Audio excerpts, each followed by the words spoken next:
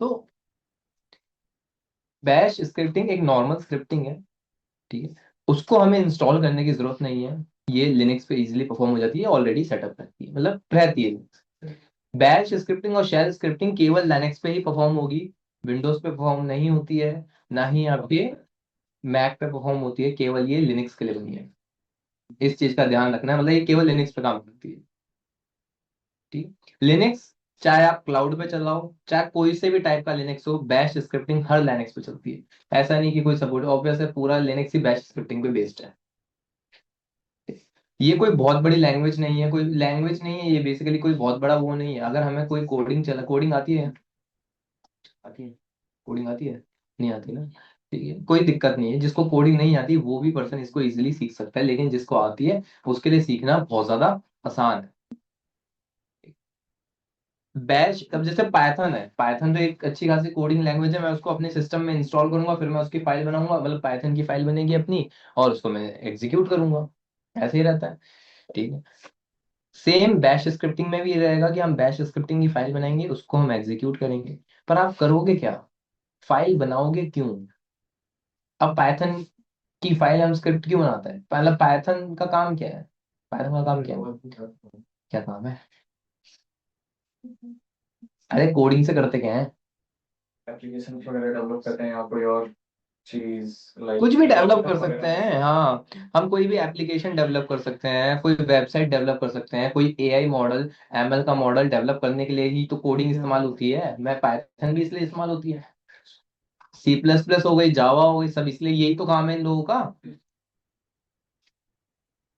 Same bash scripting का काम भी यही है। पर पाइथन तो क्या है, देखो, पाइथन से आप कोई भी चीज डेवलप कर सकते हो।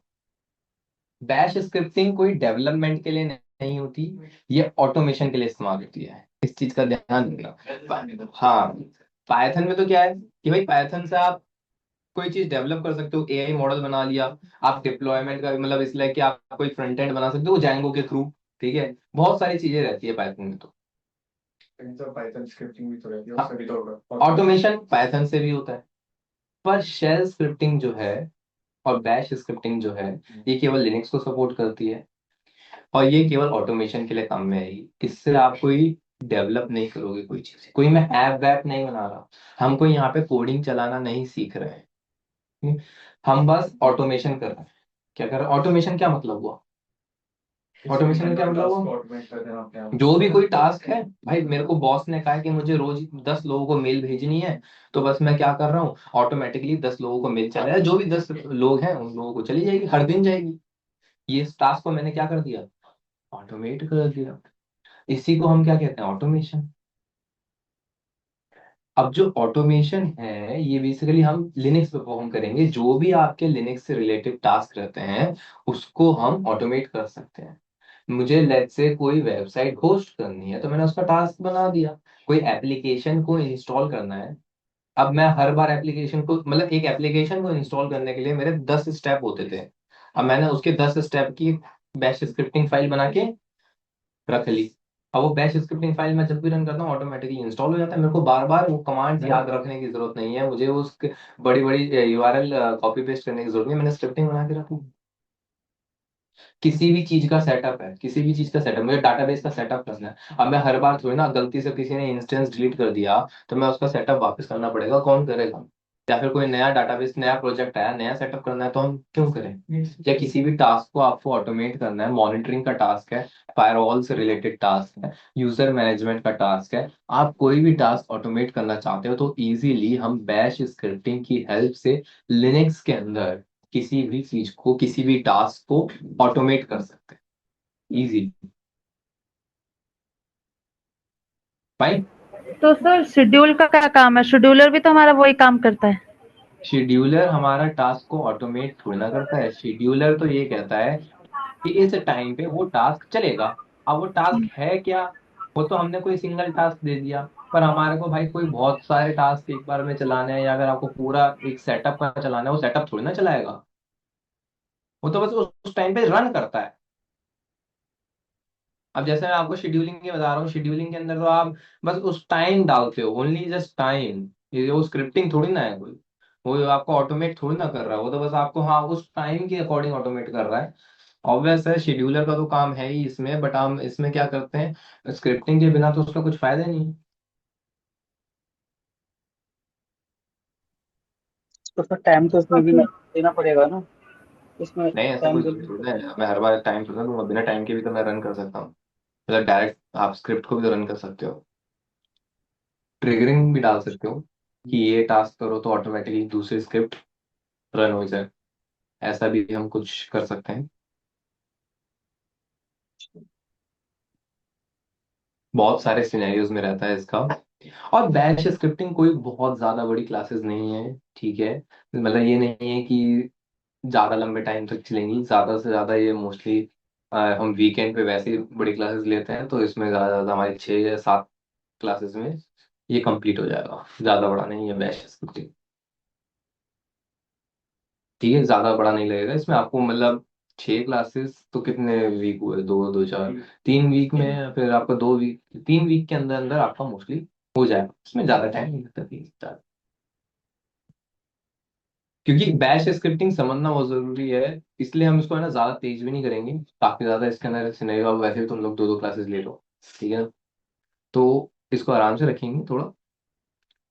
अब बैच स्क्रिप्टिंग करते कैसे हैं, पहले तो ये क्लियर है ना कि बैच स्क्रिप्टिंग के अंदर हमें ये चीज ध्यान रखना, कोई डेवलपमेंट नहीं करनी इस चीज को। कि देखो, जब तक आपका पर्पस मोटिव नहीं डिसाइड होगा ना कि हम बैच स्क्रिप्टिंग कर क्यों रहे हैं, भाई सबसे पहले पता होना चाहिए कि हम डेवलपमेंट नहीं कर रहे। तो आप वो डेवलपमेंट वाले माइंडसेट से नहीं सोचना है, हमें इसको सोचना है कि टास्क एग्जीक्यूशन के माइंडसेट से। तो आपका जो कोड लिखा जाएगा आप उसी वे में लिखना, क्योंकि जिस तरीके से आपका माइंडसेट होगा उसी वे में आप कोड लिखोगे। अदरवाइज अगर मैं डेवलपमेंट से सोचूंगा तो कोडिंग मेरी डिफरेंट होती है।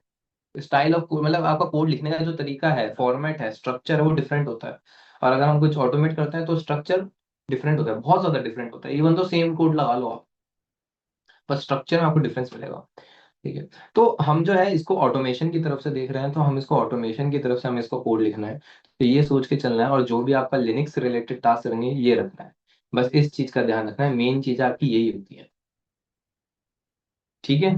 मेन ध्यान यही रखना है कि आपका जो लिनक्स रिलेटेड टास्क है कैसे।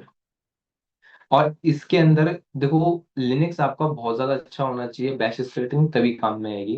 जितनी मैंने कमांडें बताई हैं आपको इसमें, अब मैं बैश स्क्रिप्टिंग में और भी नई कमांडों के बारे में हम इंट्रोड्यूस करेंगे कि भाई ये कमांड क्या करती है, ये कमांड क्या करती है। बहुत सारी कमांडें आपको इसमें भी पता चलेगी, क्योंकि ऑब्वियस है इसमें थोड़ा और, जितनी ज्यादा आपके लिनक्स अच्छा होगा ना, वो ऑटोमेटिकली आपका बैश स्क्रिप्टिंग भी अच्छा होता रहेगा। क्योंकि देखो ना, जैसे कि आप 10 कमांडे जानते हो, ये 20 कमांडे जानते हैं, तो ये बैश स्क्रिप्टिंग को और भी अच्छे से 20 कमांडों के थ्रू कस्टमाइज करेंगे, आप केवल 10 कमांडों के थ्रू करोगे। तो लिनक्स में जितनी कमांडे आप जानोगे, देखो बहुत इजी है, टफ कुछ नहीं है। बस जो लिनक्स की कमांडे आप जानते हो ना, वो ही हमें फाइल के अंदर लिखनी है, और उसी के थ्रू आप इजीली कोई सी भी बैश स्क्रिप्टिंग बना सकते हैं। मैं तो जो करूंगा ना, अगर आप लोगों को कोडिंग आती है तो वेल एंड गुड, ठीक है। अगर किसी को कोडिंग के साथ एक्सपीरियंस है, मैं तो बस ये बताऊंगा सिंटेक्स। हाँ, अगर किसी को ऑलरेडी कोडिंग आती है तो उसको उसको तो बस सिंटेक्स जानना है कि भाई इफ एल्स का सिंटेक्स क्या होता है, वेरिएबल बनाने का सिंटेक्स क्या होता है, एरे बनाने का क्या रहता है, फंक्शन का क्या रहता है, लूप का क्या रहता है, बस यही तो जानना है।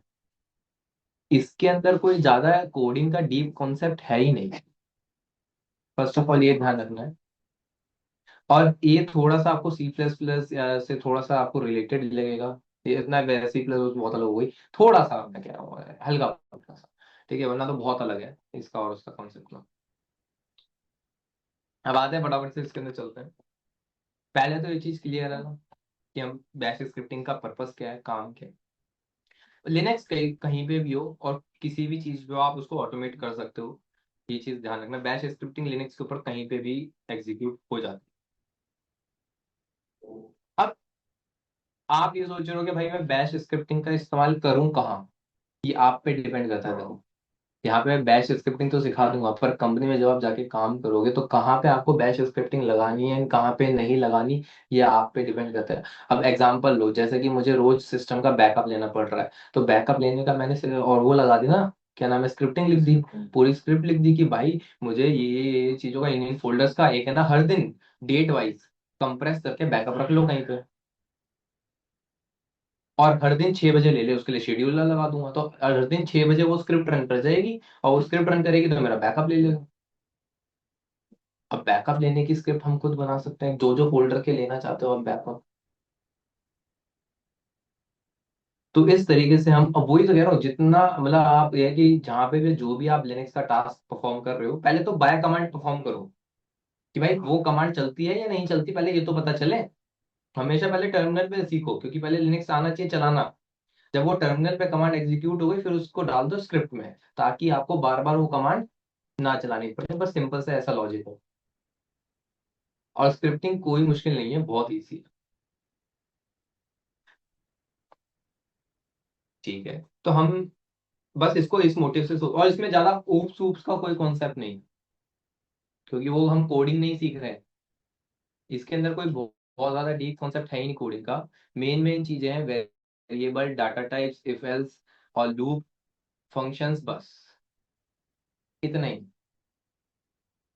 और कुछ नहीं है। बाकी तो आपको जितनी ज्यादा लिनक्स की कमांडें ज्यादा ऐसी आएंगी ना, जितनी आप नई नई कमांडें सीखोगे उतनी ज्यादा आप इस पे करते जाओगे। अब जिसको जैसे डेवऑप्स आता है, डेवऑप्स के अंदर आपको डॉकर आता है, या फिर अगर आपको गिट चलाना आता है, तो मैं पूरा का पूरा स्क्रिप्ट यहाँ पे लिख दूंगा। भाई डॉकर को इंस्टॉल भी कर दे, डॉकर के थ्रू ये वाला कंटेनर भी बना दे, और इस कंटेनर को ऑटोमेटिकली रन भी कर दे। डॉकर फाइल तो ये करती है ना कि वो कंटेनर की कॉन्फ़िगरेशन रखती है, रन थोड़ी ना करती है कंटेनर को। डॉकर फाइल तो इमेज बनाती है कि नहीं है? तो मैं उसकी स्क्रिप्टिंग भी यहाँ पे बैच में लिख दूंगा कि इमेज भी बना दे। इमेज बनी बनाई रखी है, उसको उठाए, इमेज बनाए, और फिर उसको रन कर दे। तो ऐसे हम इसको पूरा ऑटोमेट कर सकते हैं स्क्रिप्टिंग के थ्रू। तो इसी में हम कंटिन्यू करते हैं कि अब ये स्क्रिप्टिंग बनाते हैं कैसे। सबसे पहले हम एक खाली फाइल पे चलते हैं, जैसे मैंने कह दिया सीडी स्लैश में चलता हूँ, स्लैश रूट के अंदर यहाँ पे म्यूजिक में चलता हूँ, एलएस करता हूँ। तो यहाँ पे मेरे पास काफी सारे फाइलें फोल्डर्स हैं, इनको डिलीट कर देते हैं, हम काम के तो है नहीं।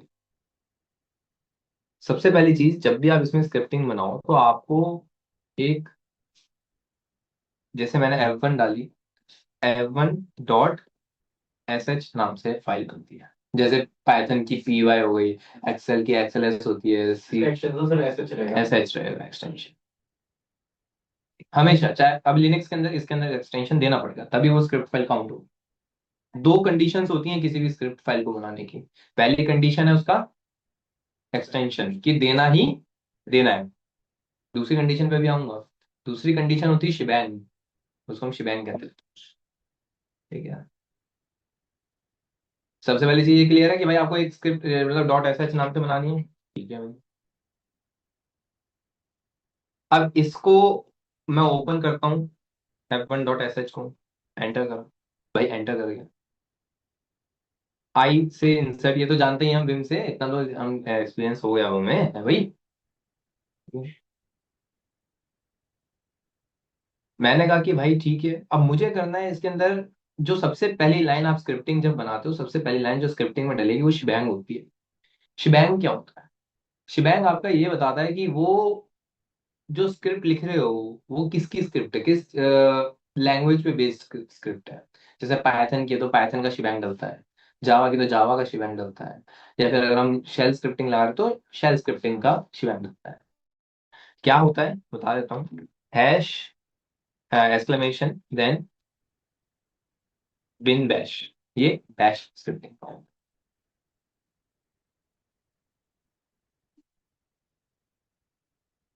ठीक है। ये आपका बैश स्क्रिप्टिंग का शिबैंग होता है। ये दो चीजें आपको समझ लो डालनी है जब भी आप शेल स्क्रिप्टिंग बैश स्क्रिप्टिंग कर रहे हो। Dot S H and then this hash exclamation bin bash, बस।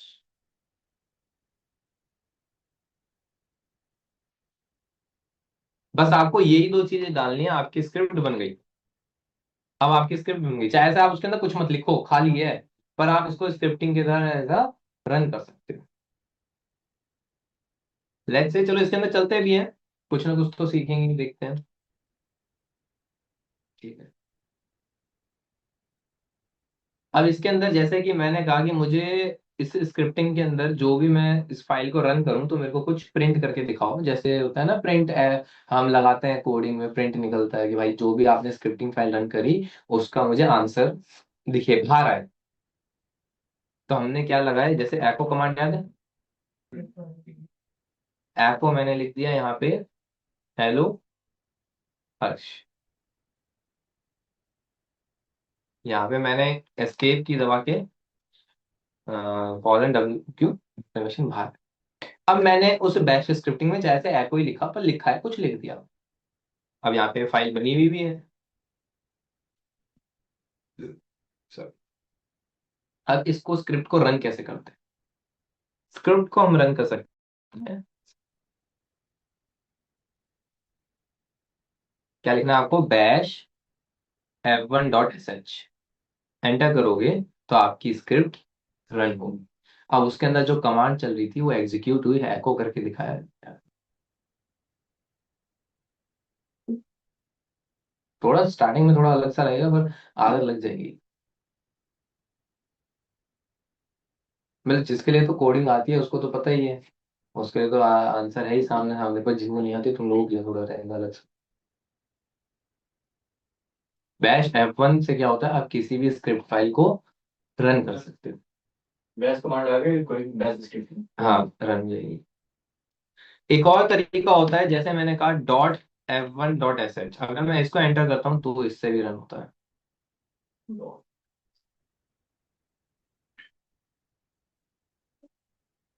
दोनों तरीकों से रन कर सकते हैं, दोनों तरीके से। तो उसमें कैट कैट लगा के नहीं जा सकते ना? कैट से तो आप उसका कंटेंट बाहर आएगा ना। कैट से तो क्या है, अरे कॉल लगा, सॉरी। कैट से तो क्या है, उसके अंदर का कंटेंट बाहर आ जाएगा ना। देखो जैसे आपने लिख रखा है, हमें तो उस फाइल को एग्जीक्यूट करना है अभी। तो क्या है कि इस फाइल को मैं खुद एग्जीक्यूट कर रहा हूँ। अब इसको ऑटो में भी डालेंगे, ट्रिगरिंग में भी डालेंगे कि ऑटोमेटिकली ट्रिगर हो जाए। एक और तरीका है, आपको अगर अपनी स्क्रिप्ट को रन करना है, सोर्स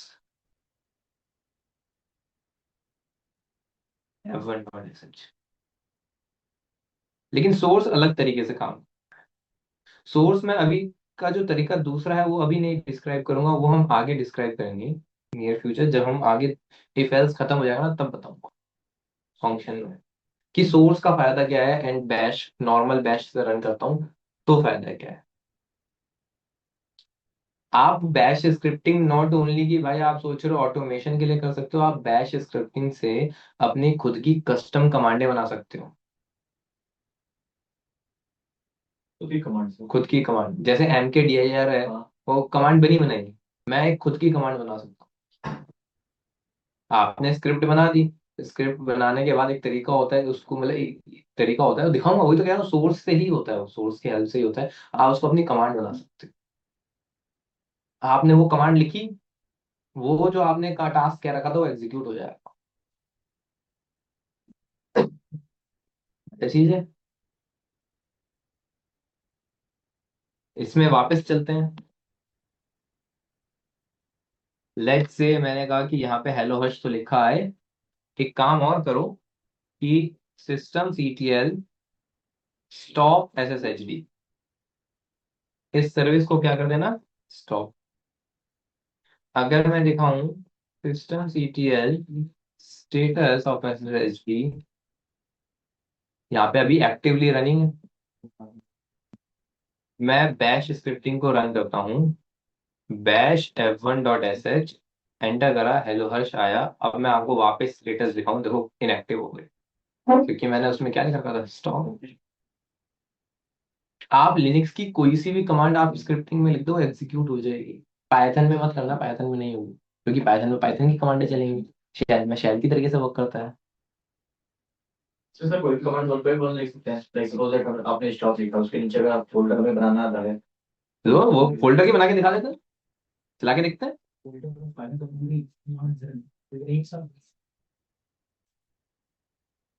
ऐसे मैंने कह दिया mkdir, पर इसके अंदर पूरी, चलो मैं यहाँ पे दे देता हूँ, डॉट स्लैश एक फोल्डर बनाओ एबीसी नाम से,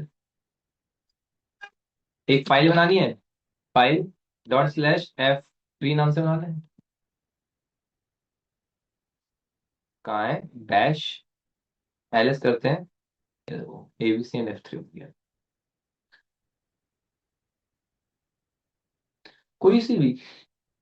पर अब इसमें कैच है, अब तुम्हें इसमें वो चीज दिखाता हूँ जो चीज नहीं हो सकती।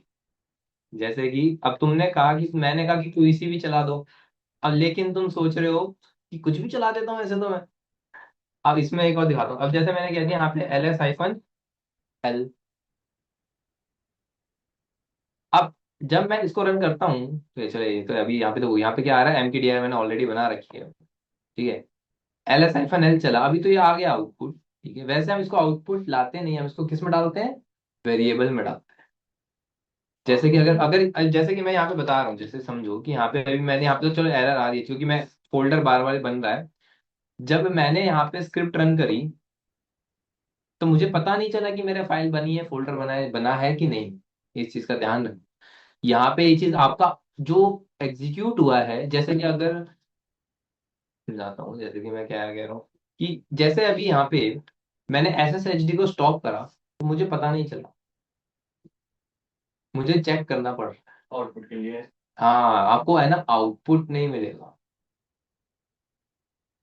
ठीक है। इसमें डिफाइन कर सकते हैं आउटपुट के लिए, किसमें, शेल स्क्रिप्टिंग में। हाँ कर सकते हो, तरीके हैं। इसमें वही चीज मैं बता रहा हूँ, ऐसे डायरेक्टली आपको किसी का भी आउटपुट नहीं मिलेगा, हर कमांड का नहीं मिलता। जो आपको आउटपुट लाके देती है केवल उसका मिलेगा। जैसे LS-L का आउटपुट आ रहा था, पर बाकियों का नहीं आ रहा, यही चीज मैं बताना चाह रहा हूँ। अब ये सारी चीजें तो अभी हटा देता हूँ, क्योंकि फाइल फोल्डर तो बार बार क्या ही बनाएंगे, क्योंकि वो एरर दिखा रहा है, वो फोल्डर एग्जिस्ट कर रहा है ना हमारा। इसमें आप कुछ भी डाल सकते हो, जैसे मैंने कह दिया यम इंस्टॉल stdpd-y। हमें वेबसाइट होस्ट करनी आती है, चलो वो भी देखेंगे, इसका वो भी देखते हैं। पहले एक दो चीजें और दिखाता हूँ, चलो इसको हटाओ। पहले यहाँ तक क्लियर होना चाहिए, तो यहाँ पे कोई एक भी सिंगल डाउट नहीं होना चाहिए कि क्या हो रहा है, ठीक है। अभी मैंने उस स्क्रिप्ट से सब कुछ हटा दिया, सिंपल एक चीज लिख रहने दिया, क्या, हेलो हर्ष, और कुछ भी नहीं है। systemctl वाली सब कमांड हटा दो, डैश मैं f1.sh करता हूँ तो, अच्छा, हेलो हर्ष लिखा। अभी तो ये कमांड मैं बार बार खुद से एग्जीक्यूट कर रहा हूँ, ये कमांड बार बार मैं खुद से एग्जीक्यूट कर रहा हूँ। अगर मैं इसको जब भी शेड्यूलिंग में डालूंगा, कब, शेड्यूलिंग में डालूंगा या फिर ट्रिगरिंग में डालूंगा, एक चीज ध्यान रखना, आप यहाँ पे LS-L करके देखो तो यहाँ पे इसकी जो परमिशन है केवल रीड है। आपको इसको ch मोड क्या देना पड़ेगा, प्लस एग्जीक्यूट। यहाँ पे आपको इसको एग्जीक्यूट की परमिशन देनी पड़ेगी, तभी जाके ये ऑटोमेटिकली एग्जीक्यूट होगी, अदरवाइज ये खुद से कभी भी एग्जीक्यूट नहीं होती है। इस चीज का ध्यान रखना है, ठीक है। शेड्यूलिंग में एग्जीक्यूट नहीं होगी, हम एग्जीक्यूट करने की कोशिश करेंगे, नहीं होगी तो मतलब हम तो कर देंगे कमांड से, पर हर वक्त हम थोड़ी ना करेंगे, और खुद ब खुद हो। तो आपको एग्जीक्यूट की परमिशन देनी पड़ती है, एक्स की। तो एक्स की एग्जीक्यूशन की बड़ी काम की है।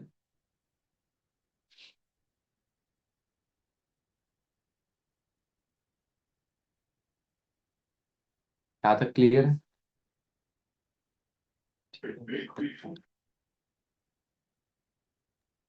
ये सिर्फ शेड्यूलिंग के लिए नहीं पड़ेगी ना, दूसरे से करना, क्या, शेड्यूलिंग के लिए देनी पड़ेगी ना उसको फिर अपना। हाँ शेड्यूलिंग के लिए नहीं, शेड्यूलिंग में तो आपको बस इस फाइल की लोकेशन मेंशन करनी है। कैसे मेंशन करोगे, यहाँ पे क्रॉन टैब -e एंटर करा, इंसर्ट करा, लेट्स से मैं एग्जाम्पल के लिए यहाँ पे लिख देता हूँ 00 and 18 and asterisk asterisk asterisk, ये तो बताइए हमें, minute, minute, hours, date, month, day. और फिर उसकी लोकेशन जो भी आप देना है, पर इसके अंदर लोकेशन आपको पूरी देनी है। मतलब आप लोकेशन पूरी देनी पड़ेगी, रूट के अंदर, म्यूजिक के अंदर, यहाँ पे पूरा f1.sh के अंदर। ठीक है, ये पूरी लोकेशन देनी पड़ेगी, ये चीज ध्यान रखना शेड्यूलिंग में, क्योंकि शेड्यूलिंग क्या होता है, कोई लोकेशन नहीं होती शेड्यूल चलाने की। आप पूरा एब्सोल्यूट पाथ देना, रिलेटिव पाथ नहीं चलता इसके अंदर। ठीक है, मैंने इसको दे दिया, अब ये रन कर जाएगी। ठीक है, और जब भी शेड्यूल करेगा उसका जो आउटपुट है आपको यहाँ पे शो नहीं होगा, इस चीज का ध्यान रखना। आउटपुट आपको कभी भी शेड्यूलिंग का नहीं आता, वो एग्जीक्यूट हो जाता है। मतलब आपको टर्मिनल, अब जैसे 6 बजे का लगाया मैंने, तो 6 बजे चल जाएगी, पर मुझे सामने कुछ लिखा हुआ दिखेगा नहीं, हेलो हर्ष नहीं लिखाएगा मेरे को। मैं ये चीज बता रहा हूँ, एग्जीक्यूट जरूर होगा बैकग्राउंड में, आउटपुट नहीं आएगा, बैकग्राउंड में आएगा आउटपुट में। हाँ, बैकग्राउंड में आगे चला गया। ठीक है, तो ये इसमें चीजें हमें कुछ पता होनी चाहिए, ताकि हम काम करें तो हमें भाई, हम मैंने पता चला मैं चला रहा हूँ, मेरे को कुछ आके नहीं दिखा रहा। और अगर शेड्यूल चला है, स्क्रिप्ट रन करिए, तो कहाँ से पता चलेगा? लॉग्स से। हमेशा लॉग्स चेक करने के भाई वो स्क्रिप्ट रन करी या नहीं करी। और अगर करी तो बीच में अगर कोई एरर आई है तो वो भी वहीं से पता चलेगा, कि लॉग्स में जाके आपको पता चल जाएगा कि ये वाली लाइन में एरर थी आपकी। बाकी तो आप स्क्रिप्ट एक बार खुद से पहले एक बार बाहरी से रन करके देखो, तभी होता है करेक्ट तो। ठीक है, इसके अंदर आप कुछ भी इंस्टॉल करने की भी लगा सकते हो, जैसे मैंने कह दिया भाई यहाँ पे, अरे अच्छा इंसर्ट में रखा है, यम इंस्टॉल httpd-y। मैंने कहा दिया भाई ये इंस्टॉल करना है, लेट्स चेक कर लेता हूँ पहले कि भाई मेरे सिस्टम में एक बार नेटवर्क चेक कर लेते हैं, एनएनसीएल कॉन करके। अभी कनेक्शन ही दूसरा चल रहा है, एनएनसीएल कॉन ऑफ, ये भी आती है सबको। ENS 160 को ऑफ करता हूँ, अपना नेटवर्क अप कर रहा हूँ, जो मेरा वाईफाई का नेटवर्क है वो मैंने अप करा। और एक बार माउंट भी देख लेता हूँ, माउंट /cd-rom/MIT। क्या, क्योंकि इंस्टॉलेशन में एरर आ जाएगी ना, अदरवाइज ये सारी चीजें मैंने सेटअप नहीं करके रखी, तो वो कि उसका गलत थोड़ी ना है। बैश f1.sh करते हैं, तो हेलो हर्ष करा, देखो अब वो यम वाली कमांड एग्जीक्यूट कर रहा है, कह रहा है क्या, is already installed. Let's say पहले है ना इसको रिमूव करता हूँ, फिर करता हूँ यम रिमूव std-pd-y।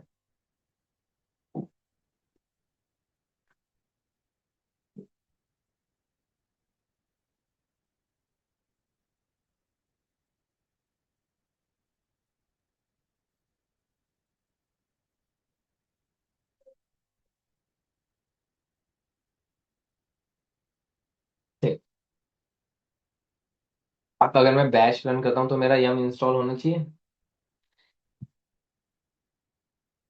हो रहा है। std-pd देखो ऑटोमेटिकली इंस्टॉल हो रहा है। अब मैं इसको यहीं पे एक बार रोक सकता हूँ, ये तो पूरा होगा यार।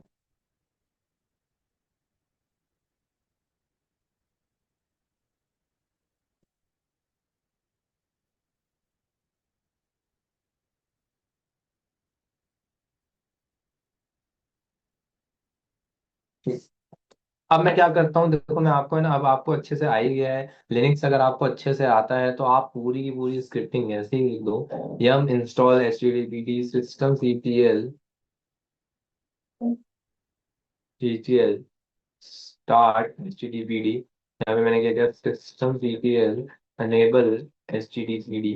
ठीक है, एंड मैंने कह दिया एको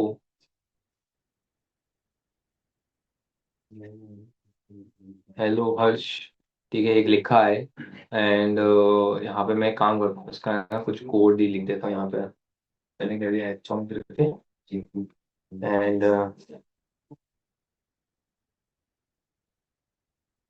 यहाँ पे मैं लिख देता हूँ slash slash slash slash HTML slash index dot HTML में लिख दूँ,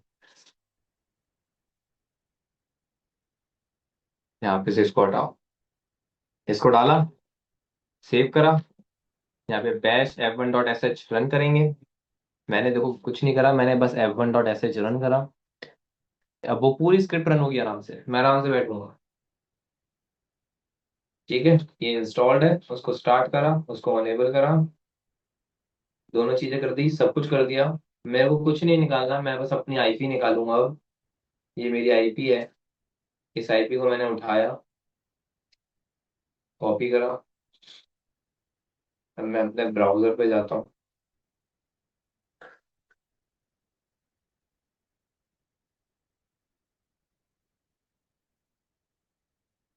पेस्ट करता हूँ, फिट हो रही है मेरी वेबसाइट। अब मुझे बार बार उसका सेटअप का जो है नई कमांड चलानी, मैं बस बैश F1 चलाऊंगा। मुझे क्या लगाना है, बैश F1 बस खत्म, अपना चलता है। बढ़िया इजी है, कुछ है नहीं। है कुछ, बस खत्म बैश। मुझे करो, जितना लेने का पता चला दो। क्या है, मैं क्या वो जो फाइल बनाई थी स्टार्टिंग में, कौन सी वाली? इसी में बेस में, हाँ, तो वो आपने बैक कर दी, फिर उसको सेव किया, ये डिलीट नहीं हुआ, वो क्यों डिलीट होगी? वो plan बन गई तो बन गई ना। फिर उसको अलग से डिलीट करना पड़ेगा। हाँ हाँ, उसके लिए कमांड लगाएंगे ना, आर एम आई का वाली। डिलीट करने के लिए, डिलीट करने के लिए वो क्रिएट करने की थी, क्रिएट कर हो गई। डिलीट वाली अगर कमांड करते रहते हैं इसमें, तो वो जैसे हम डन करेंगे बेस को, तो ये डिलीट हो जाएगी ऑटोमेटिकली।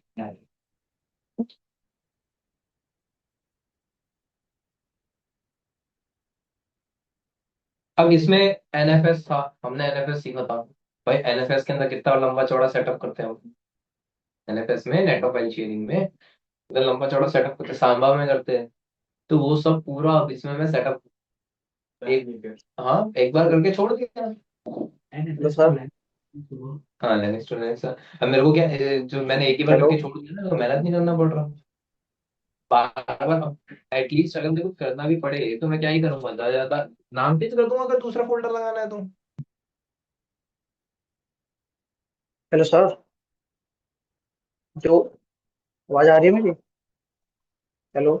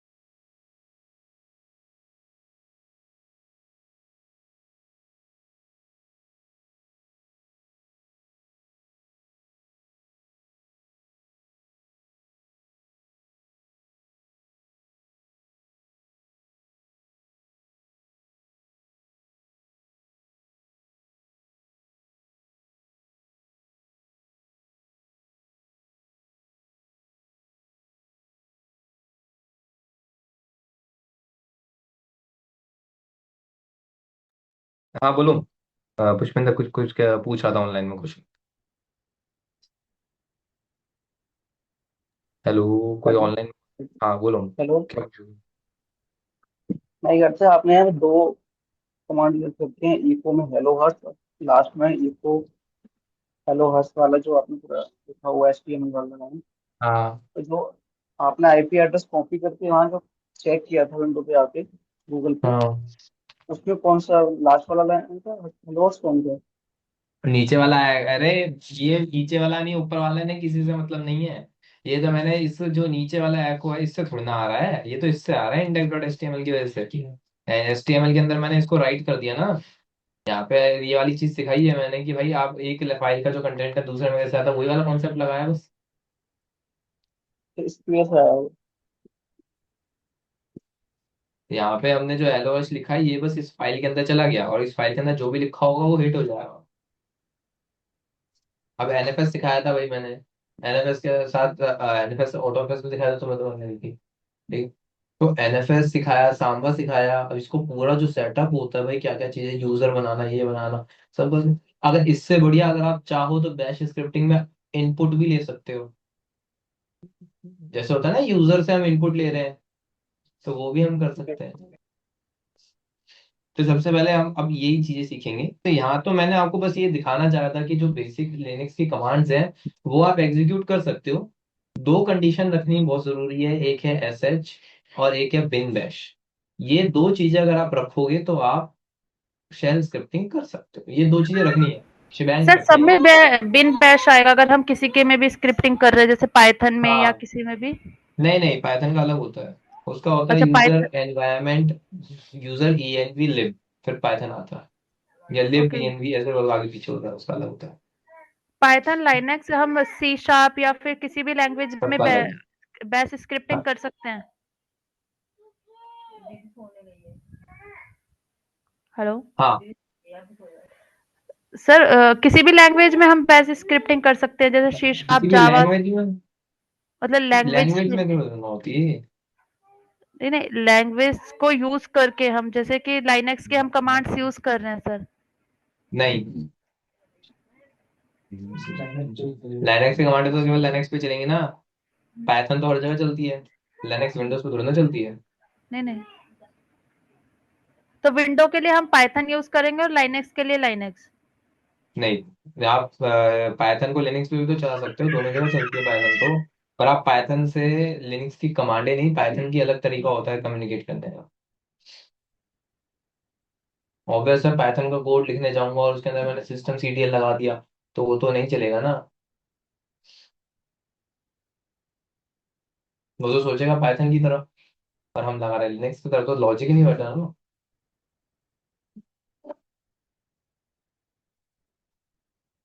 इट्स लाइक कि भाई मैं नॉर्मल कॉल पे बोल रहा हूँ वीडियो कॉल पे, वो थोड़ी ना रहेगा कि भाई नॉर्मल कॉल कर रहा है, कह रहा हूँ चेहरा नहीं दिख रहा जरा। वो नहीं है ना। ओके।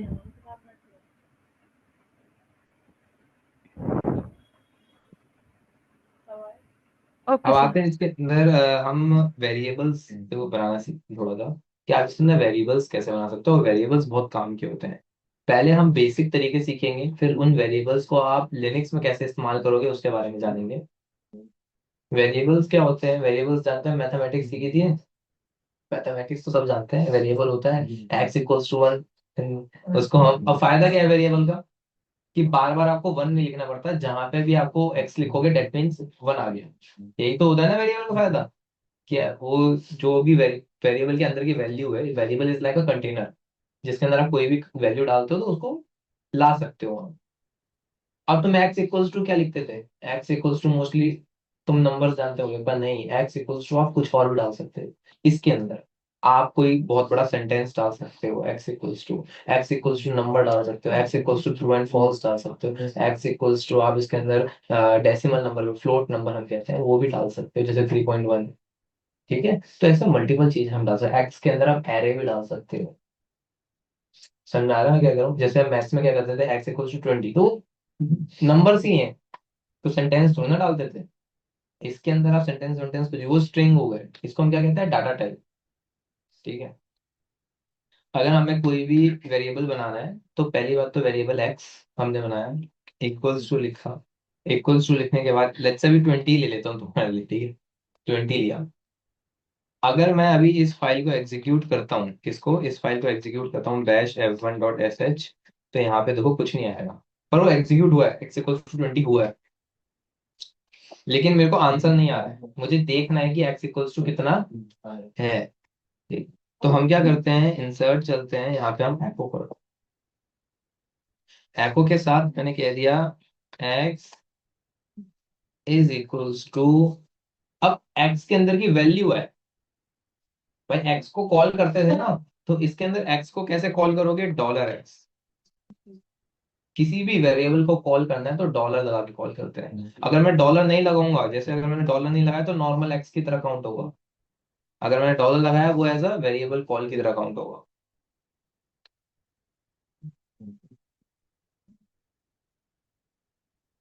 अब इसको अगर मैं रन करता हूँ तो देखो वेरिएबल कॉल हुआ, एक्स इक्वल्स टू, एक्स नहीं है, एक्स इक्वल्स टू 20 जो वेरिएबल की वैल्यू थी।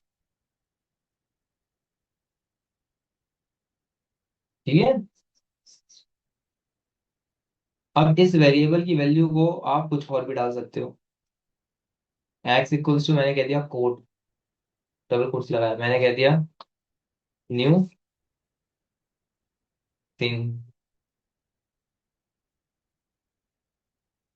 डैश लिखा, देखो न्यू थिंग लिखा है, आप कुछ भी डाल सकते हो इसके अंदर। समझ रहे हो मेरी बात?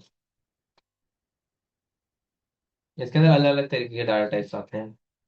ट्रू भी डलता है, नहीं ट्रू इसे नहीं डलता, इसके अंदर कोड से ही डलता है, ट्रू ऐसे नहीं आता। ठीक है, इसके अंदर मैंने कुछ भी लिख सकता हूँ। हेलो, हेलो नहीं लिखते, न्यू थिंग नहीं लिखते हैं।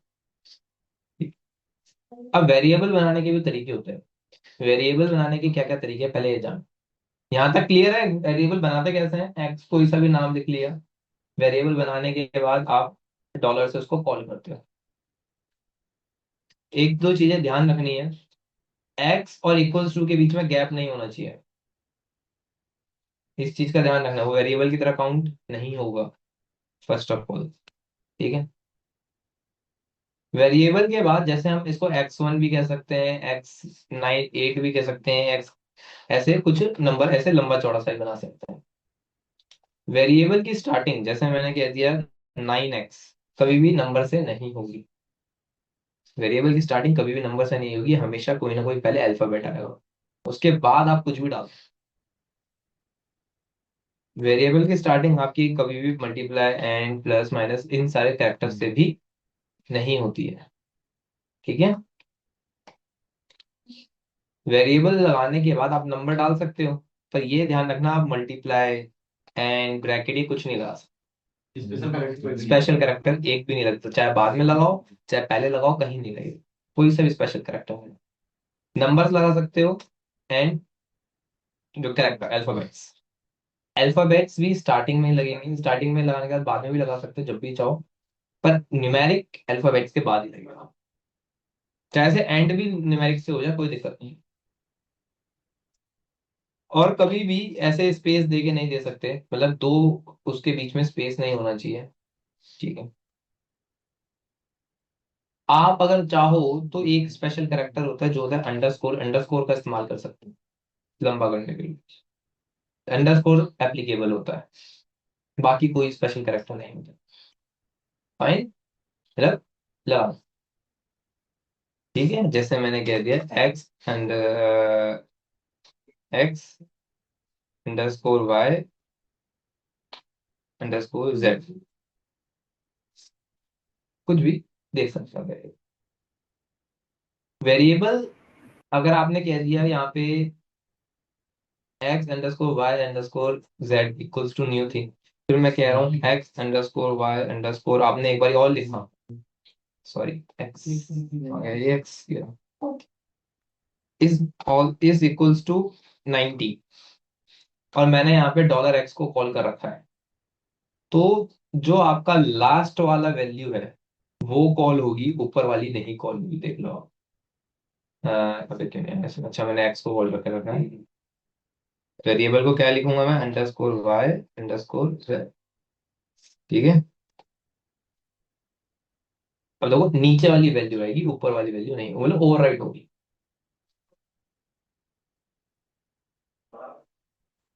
ठीक है, वो वाली वैल्यू ओवरराइट हो जाएगी। क्लियर है? दोनों की वैल्यू नहीं दे सकते? क्या? दोनों की वैल्यू नहीं दे सकते क्या? मैंने अभी क्या कहा, ओवरराइट हो जाएगी। नहीं मतलब सेम अगर कमांड नीचे देते इको एक्स वाई जेड वगैरह तो दोनों प्रेशर दें तो? आप ऐसे कर लो, बीच में लिख दो यहाँ पे, और नीचे वाली वैल्यू ओवरराइट होने से पहले कॉल कर लो। दोनों कैसे लाओगे? मैं जब कह रहा हूँ कि भाई ओवरराइट हो जाएगी, हो सकता होता तो मैं खुद ही बता देता हूँ। लॉजिक नहीं आ रहा ना इसमें कोई, क्योंकि स्क्रिप्ट ऊपर से नीचे रन होती है। ऊपर वाला पहले एग्जीक्यूट होगा, तो नीचे वाला, अब वो कह रहा है ना ऊपर वाला तो चला गया, नीचे वाला जो लेगा उसको कंसिडर करेगा ना पहले, वो वाली चीज है। अरे यार,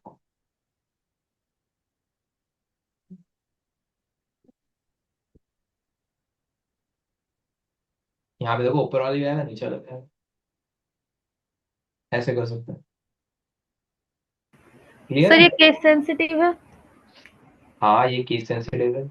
आप एक चीज ध्यान रखना, जैसे कि यहाँ पे अगर मैंने एक वेरिएबल बनाया, लेट्स से मैंने एक वेरिएबल बनाया है यहाँ पे x इज इक्वल्स टू 80, मतलब x इज इक्वल्स टू 6, ठीक है, and capital x is equals to 9, या फिर आप ले लो 0, तो एक स्मॉल x अलग काउंट होगा, कैपिटल x अलग काउंट होगा, दोनों अलग अलग वेरिएबल है, ये ओवरराइट नहीं होगा। केस सेंसिटिव तो है, मैं लिनक्स से केस सेंसिटिव है तो शेल भी वही होगा ही साथ में, ठीक है। सन में आया वेरिएबल कैसे कर रहे हैं। तो अभी आज के लिए इतने ही रखते हैं, अभी तो हमने समझ लिया कि वेरिएबल कैसे है। आप इसके अंदर है ना जो भी एनएफएस हमने सीखा है या सांबा सीखा है उसको सेटअप करके देखो। नेक्स्ट क्लास में मैं क्या कराऊंगा, नेक्स्ट क्लास में वेरिएबल हमें और किस तरीके से क्रिएट कर सकते हो, एरे बनाना सिखाऊंगा। नेक्स्ट क्लास में आपको इनपुट लेना सिखाऊंगा कि आप सामने वाले पर्सन से इनपुट कैसे ले सकते हो। अब जैसे मैंने कह दिया यम इंस्टॉल, अब मैं कह रहा हूँ कि यम इंस्टॉल, भाई इनपुट आप दो कि क्या इंस्टॉल करना है, आप सीधा नाम बताओ अपने आप इंस्टॉल हो जाएगा। समझ रहे हो मैं क्या कह रहा हूँ। वो बस पूछेगा नेम ऑफ द पैकेज, मैं से नेम ऑफ द पैकेज में बस नाम डालूंगा, जो पैकेज होगा अपने आप इंस्टॉल हो जाएगा और सेटअप भी हो जाएगा। ऐसे स्क्रिप्ट बनाने की कोशिश करेंगे। तो पहले हम नेक्स्ट क्लास में क्या सीखने वाले हैं, और डिफरेंट डिफरेंट तरीके से आप इनपुट कैसे ले सकते हो। आप फाइल को रन करने के साथ साथ भी इनपुट ले सकते हो, एंड फाइल को बीच में भी इनपुट ले सकते हो, मतलब पर्सन से भी इनपुट ले सकते हो, या फिर एज अ फाइल के साथ हम इनपुट दे सकते हैं कि फाइल रन कर रहा हूँ उसी वक्त इनपुट दे रहा हूँ, ठीक है, मतलब फाइल रन करते हुए ही इनपुट जाएगा। वो वाली चीज कैसे कर सकते हो। तो नेक्स्ट क्लास में पूरा वेरिएबल वाला पार्ट हम खत्म करेंगे, एंड इनपुट वाला पार्ट कैसे खत्म करेंगे, और थोड़ा सा हम स्क्रिप्ट बना के देखेंगे कि एक यूजर ऐड वाली बना के देखेंगे, और डिफरेंट स्क्रिप्ट्स आपको एक सिनेरियो क्रिएट करके देंगे, और लिनक्स के साथ कैसे और ज्यादा अच्छे से हम इंटीग्रेट कर पाएंगे उसका एक्सपीरियंस हम लेंगे, ठीक। फिर नेक्स्ट टू नेक्स्ट क्लास मतलब Saturday Sunday sorry, next Sunday में क्या रहेगा, नेक्स्ट संडे में हम ऐसा रखेंगे, इफ एल्स करते हैं नेक्स्ट संडे में हम क्या करेंगे, इफ एल्स करेंगे, डाटा टाइप कर लेंगे साथ में, इफ एल्स कर लेंगे, और अगर टाइम लगा तो स्विच केस भी कर लेंगे, स्विच केस भी होता है इसमें, इफ एल्स या फिर स्विच केस में से एक चीज, ठीक है। ऐसे धीरे धीरे करके करेंगे तो समझ में भी आएगा। आज तो पहली क्लास ही है, ठीक है। तो इसके अंदर अब क्या करना है नेक्स्ट क्लास में, नेक्स्ट क्लास तक क्या करके लाना है, नेक्स्ट क्लास तक आपको इसके अंदर एनएफएस सेटअप करके देखना। ये जो मैंने अभी बनाया है ये होस्टिंग वाला, ये वाला एक बार ट्राई करना, सांबा वाला इसको सेटअप करने की कोशिश करना, ठीक है। ये सारी चीजें दोनों एक बार सेटअप कर लिया आपको आइडिया लग जाएगा हल्का हल्का। बाकी इनपुट कैसे लेते हैं, वेरिएबल कैसे बनाते हैं, वो मैं सिखाऊंगा। ओके, तो आज के लिए इतने रखते हैं, नेक्स्ट क्लास के अंदर इसको यहीं से कंटिन्यू करेंगे, और ज्यादा क्लासेस नहीं लगेंगी इसके अंदर हमारे को मोस्टली 6 या 7 क्लासेस में खत्म है, कोशिश वो मतलब 6 में ही खत्म करेंगे, 6 या 7 में हो जाए, क्योंकि अभी एक दो स्टूडेंट क्या पता जिनको आज मैंने इन्फॉर्मेशन दी है वो अगले सैटरडे को ही आएंगे, जो मैंने ग्रुप में डाला है, और अभी तो डाला था मैंने बैच खत्म होने के बाद।